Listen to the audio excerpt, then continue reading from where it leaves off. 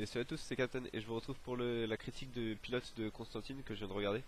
Euh, un pilote qui m'a, comment dire, qui m'a bien surpris, surtout au niveau des effets spéciaux. C'est-à-dire que, encore une fois, vu que c'est une série télé, je m'attendais à ce qu'il y ait des effets spéciaux mais qui soient pas forcément très réussis vu que le budget n'est pas le même par rapport à un film.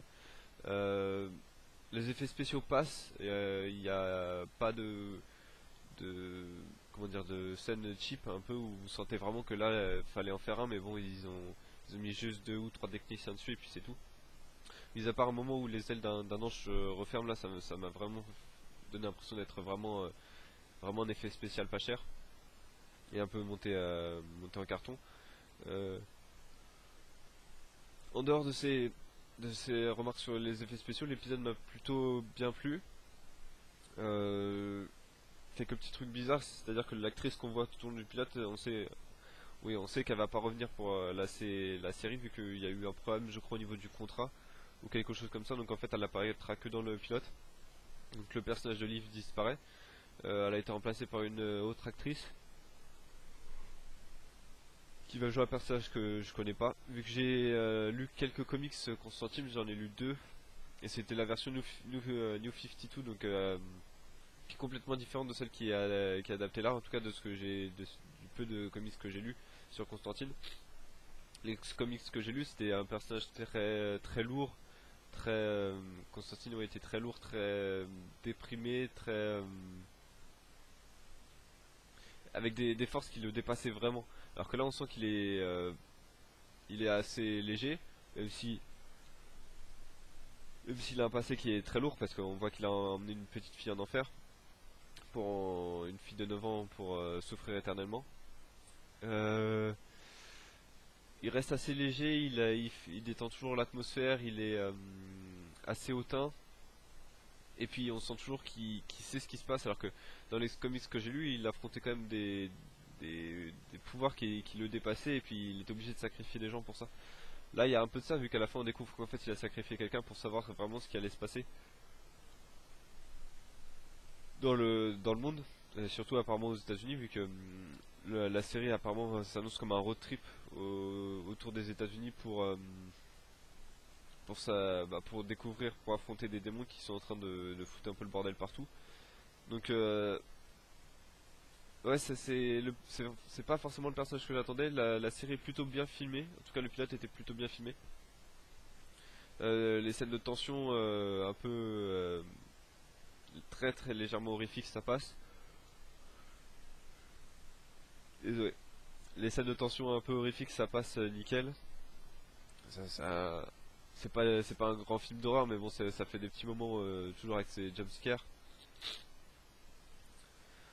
Euh, Au final, il n'y a pas grand chose à dire vu que l'intrigue principale, il n'y en a pas tellement, à part qu'on sent qu'il y a un problème au niveau de l'enfer et des. Je pense que c'est du paradis de ce que j'ai compris.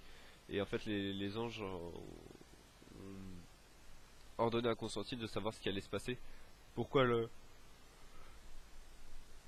Quelle force de l'enfer était en jeu. Et donc, ça va être, à mon avis, ça le point central de la saison 1. Vu que une série de NBC et qu'elle commence assez tard, il me semble que même si la saison complète est commandée, il y aura 16 épisodes, donc il y aura peu d'épisodes filler à mon avis, il y aura beaucoup, l'intrigue sera assez forte tout au long de la saison, à moins qu'il y en ait 24 épisodes, mais il me semble que les séries NBC c'est 16 épisodes, peut-être même moins. Mais on n'est même pas sûr que la série a bien marché, donc ça se trouve ils vont la annuler assez rapidement. Désolé. Euh, y a pas tellement de choses à dire. Mis à part que j'ai bien envie de découvrir en quoi le pote de Constantine est fait parce qu'il meurt et il revit plus tard. Donc je sais pas si c'est une sorte de réincarnation du phénix ou quelque chose comme ça. Dans les comics que j'ai lus, il n'était pas présent vu que Constantine bossait tout seul. Là apparemment dans la série il va pas bosser tout seul, il va toujours être accompagné donc de ce pote, il s'appelle Chase, me semble, j'ai peur de dire une grosse connerie. Et donc de la nouvelle actrice qui sera celle qui remplacera Liv dans la série finale.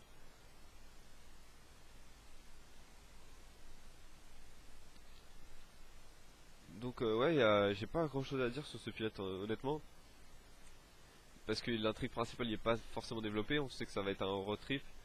Le personnage de Constantine est plutôt bien développé, j'ai bien apprécié ce personnage qui est hautain, qui a un lourd passé mais je vais pas dire qui vit avec ce passé, c'est-à-dire qu'il n'est pas rongé pour l'instant, en tout cas visuellement par lui. On sait qu'intérieurement il est vraiment ouais, rongé par ce passé, par le fait d'avoir sacrifié une petite fille, de l'avoir envoyée en enfer pour souffrir éternellement, alors qu'elle y était pour rien.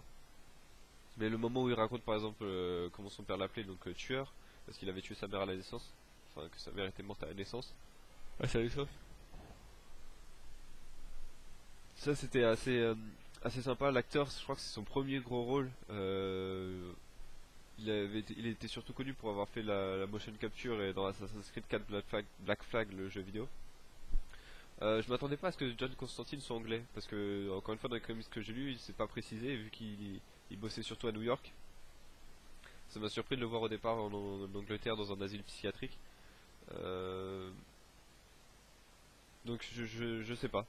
La série, le pilote m'a bien plu, donc j'attends de voir ce que la série va donner, mais c'est pas sur ce pilote qu'on peut vraiment juger si la série va être bonne ou pas, parce que c'est vraiment un pilote pour le coup. Il y a pas d'intrigue principale, c'est juste pour montrer en quoi, à ce à quoi va ressembler chaque épisode. Avec en gros une chasse aux démons, avec l'affrontement final avec le démon à la fin. Donc voilà. Pour un pilote, c'est un bon pilote, mais c'est pas exceptionnel non plus, donc je vais lui mettre la note ouais, de 6,5 sur 10. Parce que au niveau intrigue, il n'y a rien, niveau c'est plutôt bien filmé, les acteurs jouent assez bien, même si c'est pas exceptionnel. Mais ouais, c'est un bon pilote. C'est encourageant pour la suite de la série si la série arrive à développer une intrigue principale intéressante sur deux. Parce que c'est pour l'instant comment dire, ma seule limite sur ce pilote, c'est ça, c'est de savoir est-ce qu'ils vont vraiment faire une intrigue principale qui va tenir la route tout au long de la saison. Voilà, c'est vraiment tout ce que je voulais dire sur ce pilote. Pas grand chose à retenir si ce n'est que ça part sur de bons rails, on va dire. Mais encore une fois, il y a pas mal de choses qui vont changer tout au long dès le deuxième épisode, quoi. L'actrice principale disparaît. On part dans un road trip, ce qui n'était pas forcément le cas ici, vu qu'une fois qu'on arrive à Atlanta, on n'y bouge plus. Et voilà, c'est vraiment tout ce que je voulais dire. Si vous avez vu le pilote, n'hésitez pas à me dire ce que vous en avez pensé dans les commentaires. Si vous êtes fan de Constantine, n'hésitez pas à me le dire dans les commentaires pour que je puisse découvrir certaines choses sur ce personnage avant de lire quelques comics. Et puis bah moi je vous dis à bientôt.